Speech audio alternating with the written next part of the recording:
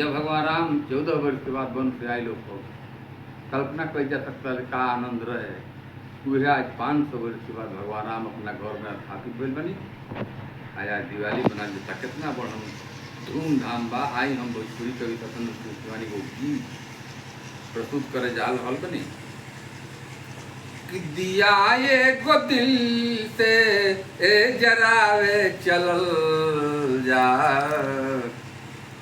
धर्म के अनहरिया मिटावे चलल जा।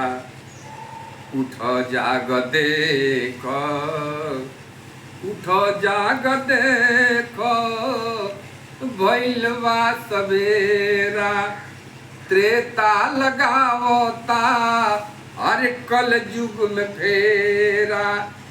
सनातन के सोहरत के पावे चले के, दिया एगो दिल से जरावे चले के।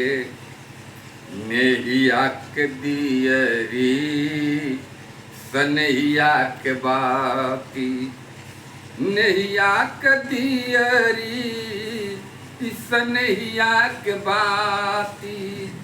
सरसों के तेलवा जरी सारी राती।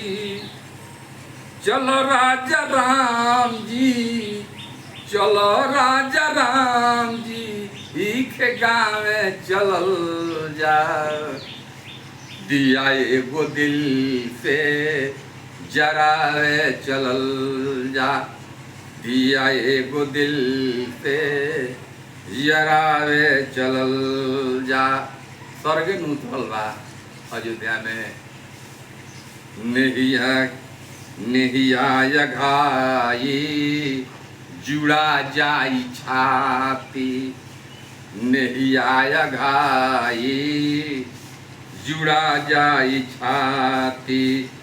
भइल बाप प्यारा मन निहारे सेवाती। सुतल बाबू के, सुतल बाबू के अरे जगावे चले के। दिया एगो दिल से जरावे चले के। देखिए दिया के महात्म जुग जुग से जरत आई, अपना प्रकाश पुंज से सब आता ताई लोग के जरा देला, अंधकार के भगावत आइल बा। आई हरदम जरत रही। अंतिम बंद बा जुग जुग से जिया जरत बाटे आइल, जुग जुग से जी दिया जरत बाटे आइल।